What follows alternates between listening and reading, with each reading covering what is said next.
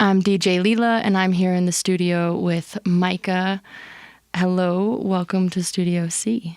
Hi, how are you? I'm well. It's a pleasure to have you here today. Thank you for having me. I was not familiar with your work before Matthew introduced me to you, and I just wanted to start off by saying that I'm very grateful to know of you as an artist. And right in time for the changing weather, I felt like if you're looking for something to listen to on these cloudy days, Jonah Michea Judy is the place to go. Thank you. I appreciate that. You're one of the few people who knows about me, so that's good. And I thought we'd just get started with some of your music, with some of the sound, and truly introduce the audience to you. Okay, I'll play something from the new CD.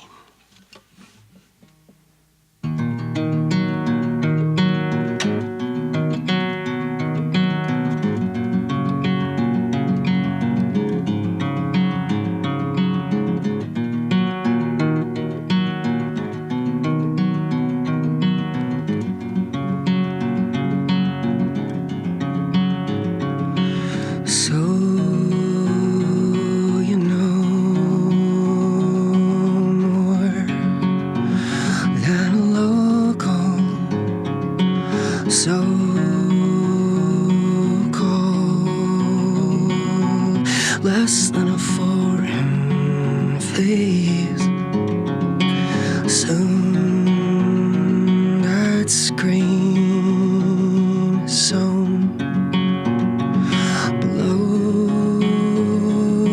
your eyes, only above the rays.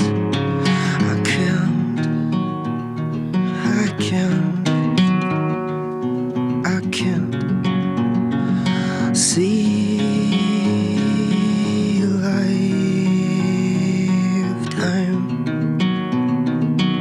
Thief of what walks away, that force in you, the gift to walk away.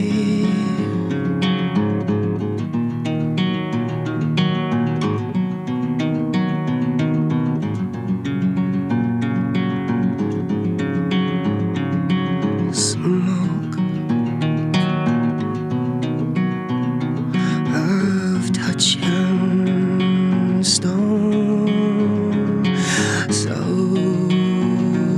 you're no more than a local, so cold, less than a foreign face.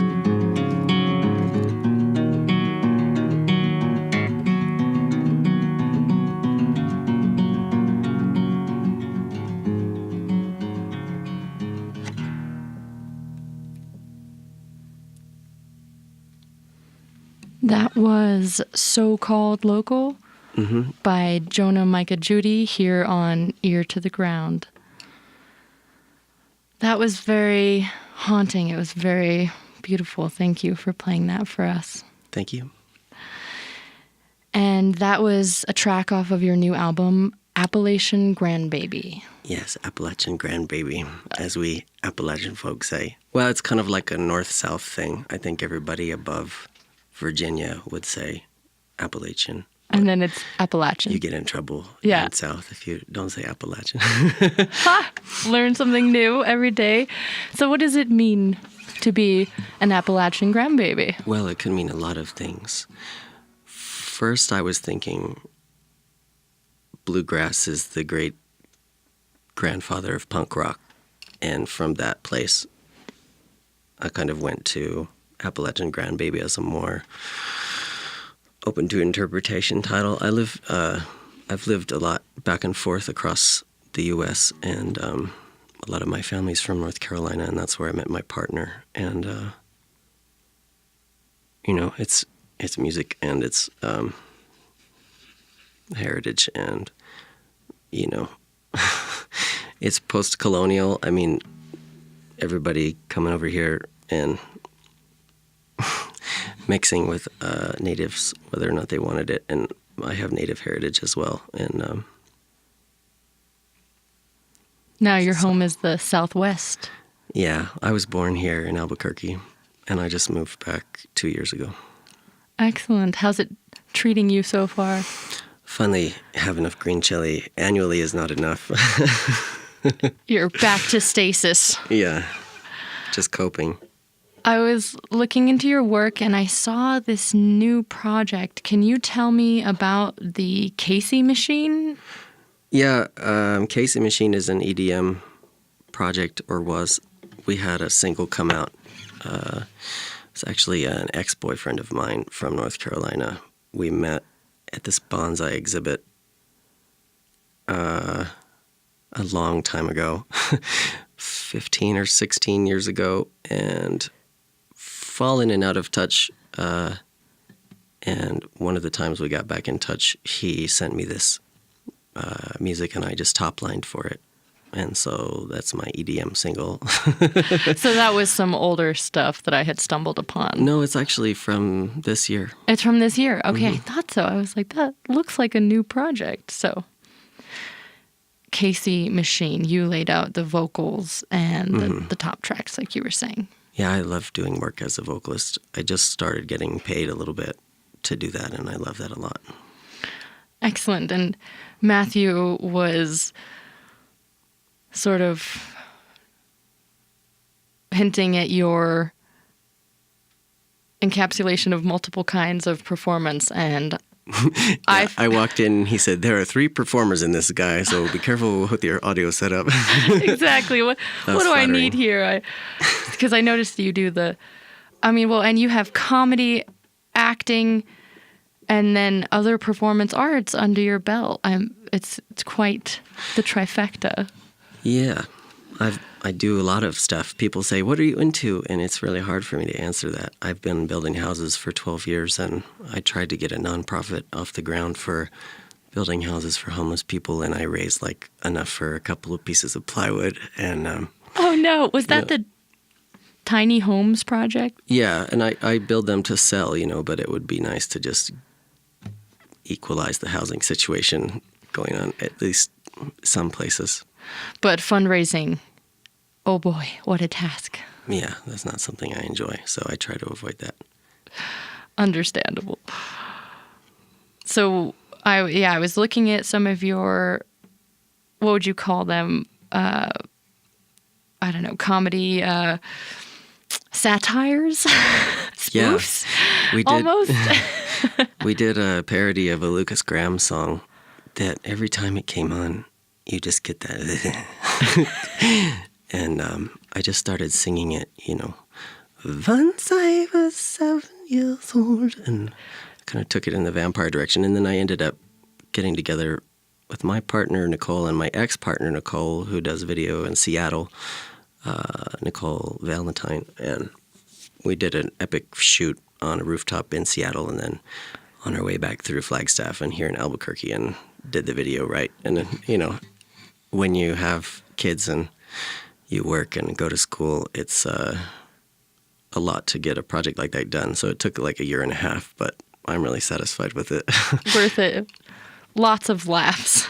Thanks. Lots of laughs. This album, Appalachian Grandbaby, I've been working on for 3 years, just traveling around and kind of faking myself a band with friends who play and saying, hey, while we're hanging out, you want to record some drums for this song? And they're like, okay. And then, I'd get a drum track, and I'd go to Flagstaff and get some steel guitar from my friend Eric.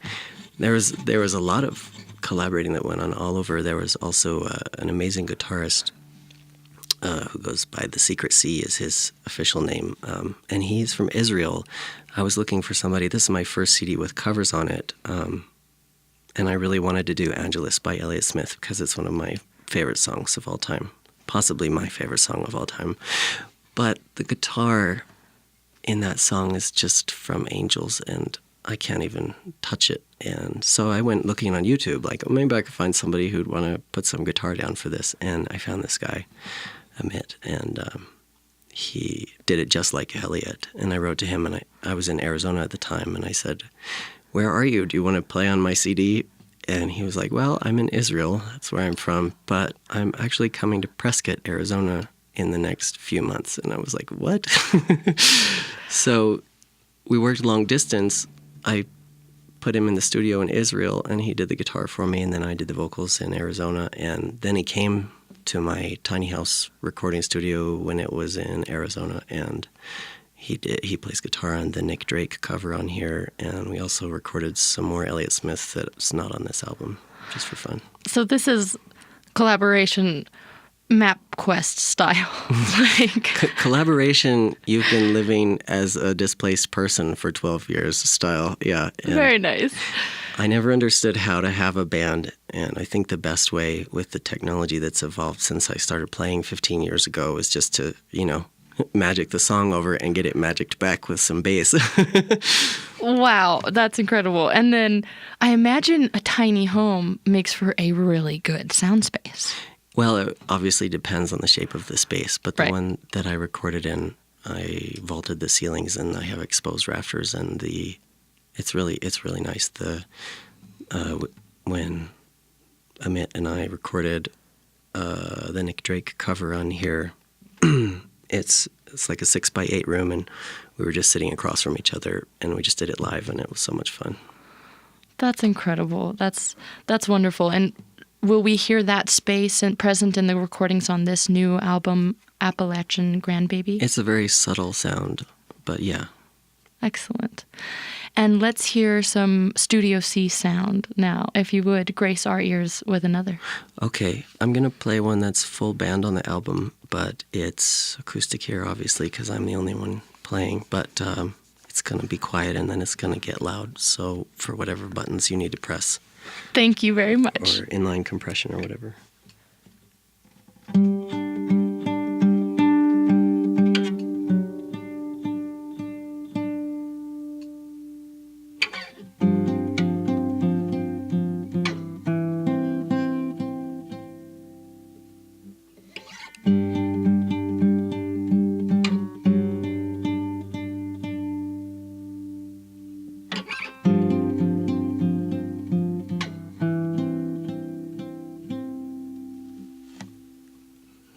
With confidence, I ask you to slow down.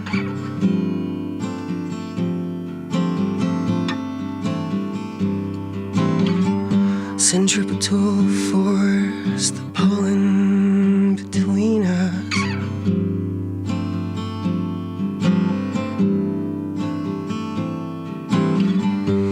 How many leagues am I to sing to you for? But you fold yourself into my songs now.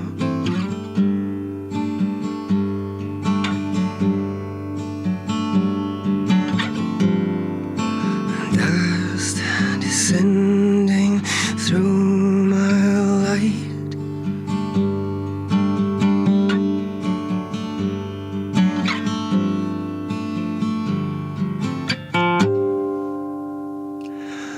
Assuredly, you press the gas pedal down.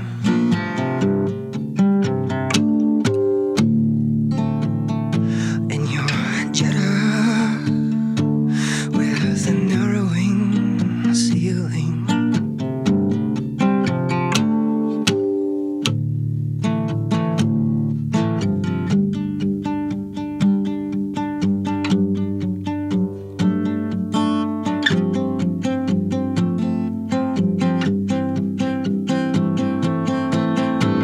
Was the city good to you?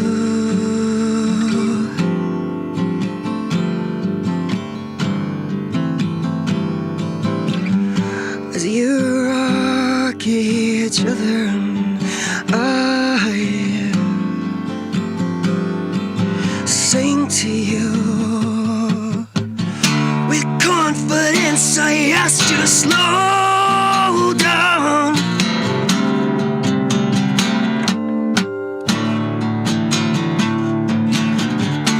How many leagues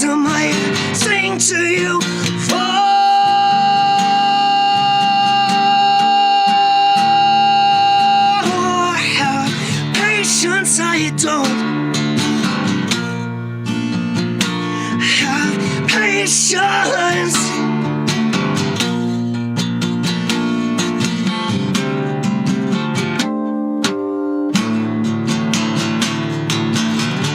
But we drive and the ceiling comes down and I'm all this on my hands and knees. We drive and I'm afraid it's knowing.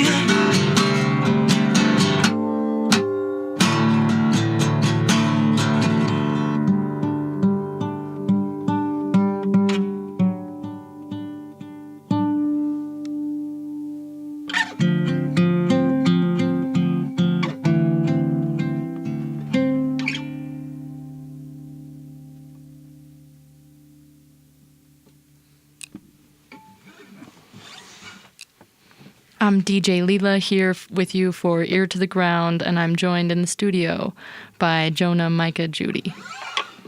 It's a pleasure to have you here. Thank you so much. And the name of that song? That's Jeddah from... That's Jeddah. And that's the leading song on Appalachian Grandbaby, which is out now. Now.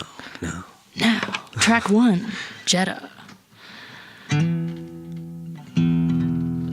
So let's talk about your future. Okay. Let's talk about I don't know if I'm ready for this. events that you have coming up soon. Okay, that I can handle. All right. I have a show with a Brooklyn-based musician who invited me to play October 29th, which is a Monday, at the Blue Grasshopper in Rio Rancho. And we're doing a CD release party at the Arts Lab here on UNM campus on November 17th, which is a Saturday night from 6 to 8 with Amy Traylor, who's a great programmer, and we worked together on a music video for a song from this new CD, Appalachian Grandbaby, recently, and we're going to have kind of a multimedia experience and project some music videos on the wall and stuff, and at least that's my hope. And then playing December 8th at the Lizard Tail Brewing up on Montgomery and Eubank. Excellent. Monday, October 29th, the show starts at 7 p.m. at the Blue Grasshopper, and that's at 4500 Arrowhead Ridge Drive Southeast. Rio Rancho, yeah. In Rio Rancho. It's funny when you come from somewhere else for so long. Like I was living in Winslow and commuting to school in Flagstaff, and it was like, 80 miles each way. And I got it done. And then I come here and they're like, hey, you got this, I'm calling on your couch for sale on Craigslist. And they're like, okay, well, I got to let you know, it's in Rio Rancho. Dun, dun, dun. And I'm like, okay, can I come get it? It's 40 minutes away. It's not that bad. Well, it kind of depends, too. Like some Rio Rancho's 15 minutes away. Exactly. And, anyway. Well, dorky local long stuff. way, short way, no matter where you are, that's at the Blue Grasshopper in Rio Rancho. And in November, the CD release party, where does that take place? At the Arts Lab. And that's right. It's pretty much at University and Central, just on the west side of University. It's the building on the corner there. It's kind of unmarked, but inside it's really cool.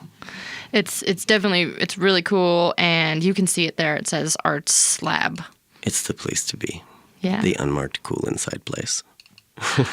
And that's the CD release. So this music video you were talking about, that's unreleased. That's a music video from a track off of the new album, Appalachian Grandbaby, and it's a never before seen music video. Well, it's actually on YouTube now. It's Always Remorse is the song, and it's unreleased as far as nobody's really seen it yet, but it's out there. Nice. There might be an unreleased video or two. See how much I can get done between now and then. And then you'll have, like you were saying, it's the Arts Lab, video projection, mapping, and all kinds of cool things going on. Some creative coding and some motion sensitive cameras and stuff. Wow. Cool. And the most upcoming event is Monday, the 29th of October. The Blue Grasshopper show starts off at 7 p.m., and that's in Rio Rancho. Yep, and that's myself, Jonah Michea Judy, and American Opera from Brooklyn. That's right. Excellent. And I wanted to talk about your flexibility in coming up here and just winging it. And I saw in your press and reviews that you can come into the studio and just throw down some tracks. And so I was going to ask you, how is it that that's easy for you, to just come in and to wing it and to send your music off to other states and then get it back with a bass line? I mean, how do you throw down with such, I don't know, ease? It's like, it seems that you don't phone it in. I can't see you phoning it in on any of these performances that I've looked into. And yeah, well, how do you keep how do you keep the inspiration to not phone it in sometimes? I hate booking shows. It's so vulnerable. You say, "Oh, can I please play your thing?" And they're like, "Yeah, I don't know, man. Maybe for free or whatever." And so I kind of just avoided that for a long time. I ended up focusing on playing music where it just felt really good, like where either nice people invited me to or just in situations that felt nourishing to my spirit instead of like this soul-crushing searching for something, I don't know, money chase thing that I think some performers get sucked into. I think the review that you're referring to is probably by Chris Stamey, who's an engineer I worked with on multiple CDs. I met him through the Kitchen Mastering that did Ani DeFranco's album that was nominated for a Grammy for Best Engineered Album. I was like, okay, you master my album.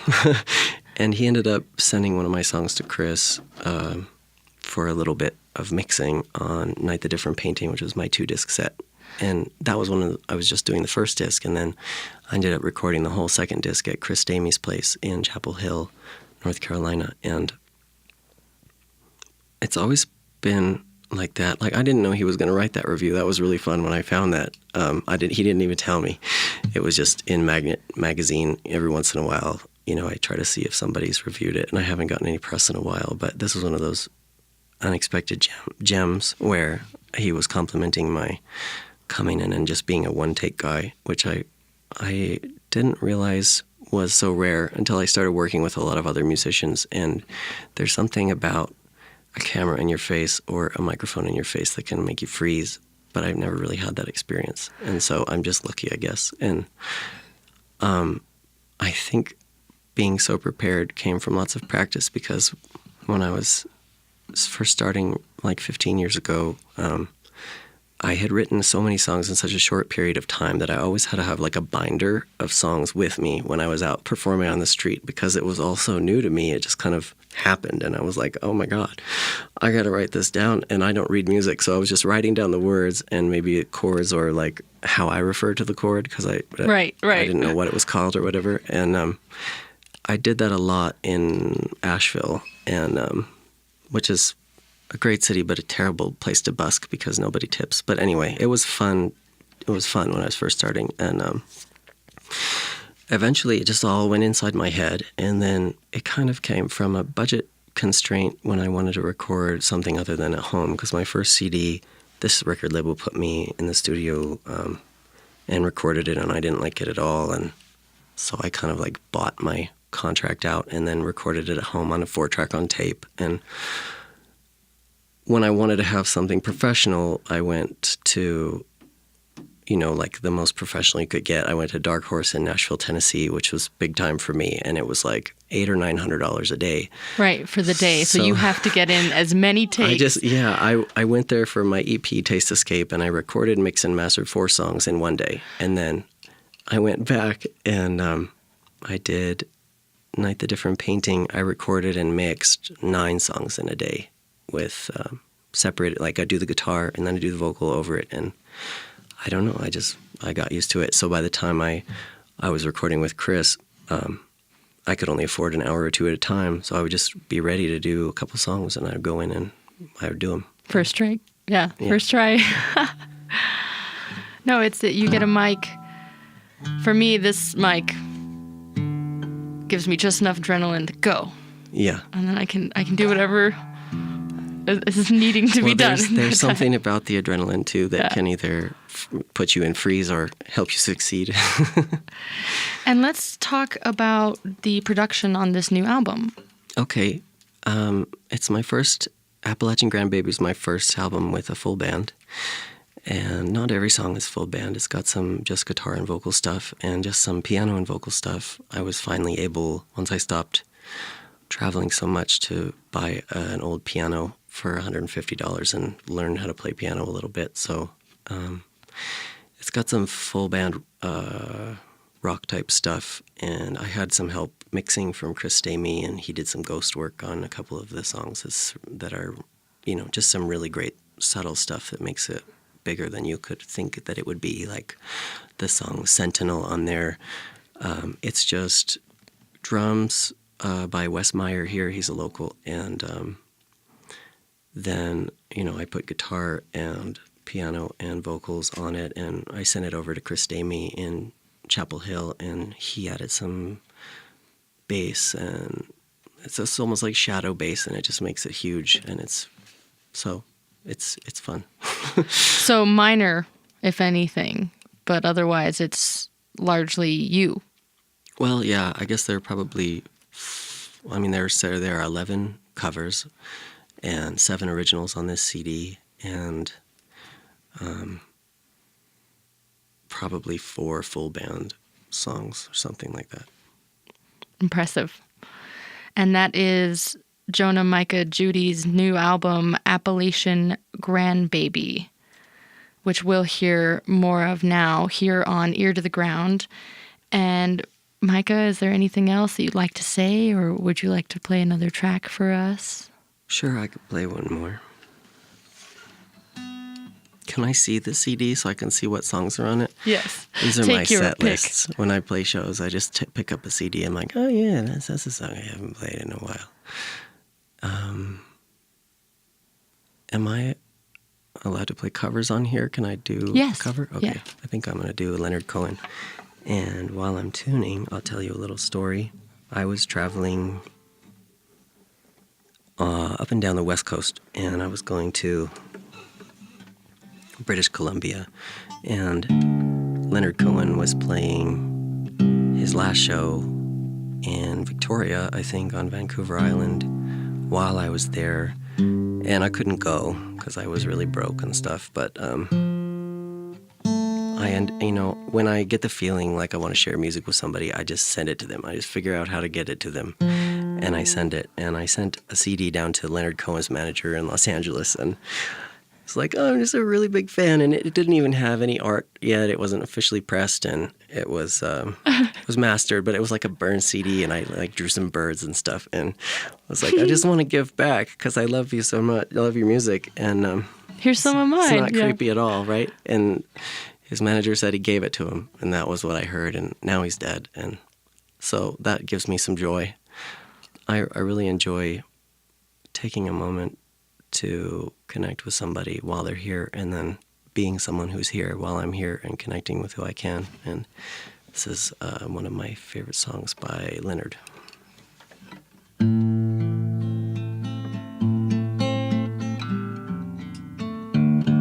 But I gotta make sure I'm in tune for you.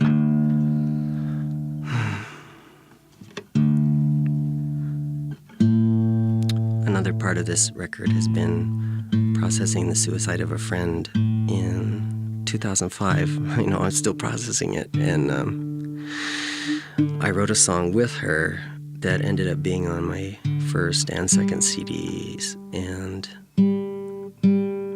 I've got post-Chelsea songs on lots of stuff. And that song I played for you, Jetta, here, is from memories with her. And it's really intense how many people have been choosing to end their lives recently, and a lot of people who are really important to me have done that. Like Robin Williams, they say he was everybody's stepfather in the 90s, but he was. Yeah. I mean, he was mine for sure, and I'm just glad that we're alive and we're here today, and I'm celebrating life with you. Yes. Cheers.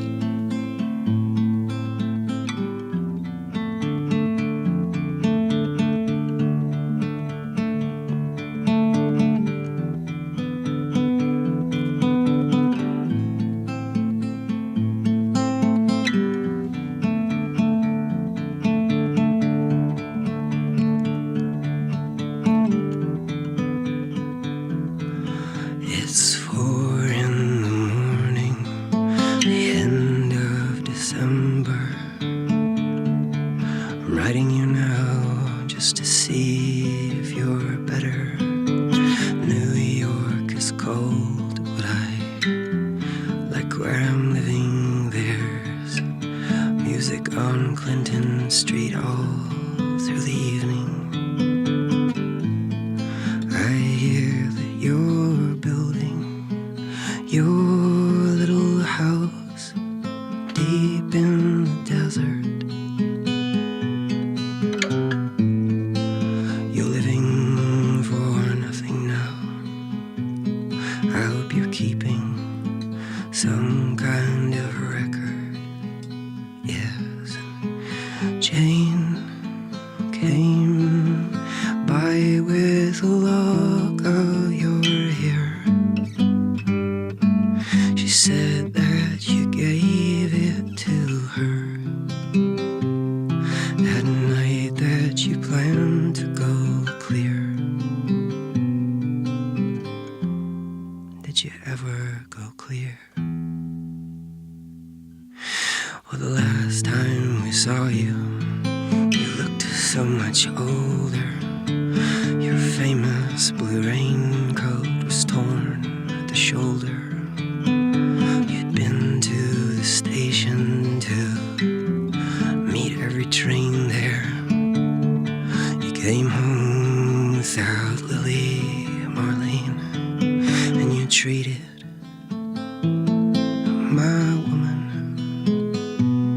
to a flake of your life. And when she came back, she was nobody's wife. Well, I see you there with a rose in your teeth. One more thin gypsy thief. And I see Jane's awake. She sends her regards. And what can I tell you, my brother, my killer? What can I possibly say? I guess that I miss you. I guess I forgive you. I'm glad you stood in my way. If you ever come by here for Jane or for me, well, your enemy is sleeping, and his woman is free. Yes, thanks for the trouble you took from her eyes. I thought it was there for good, so I never tried. Jane came by with a lock of your hair. She said that you gave it to her that night that you planned to go clear. Sincerely, Al Cohen.